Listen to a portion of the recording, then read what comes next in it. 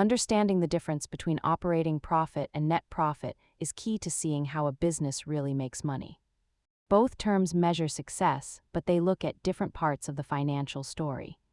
Operating profit tells you how well the company runs its day-to-day operations, while net profit is what is left after everything is paid.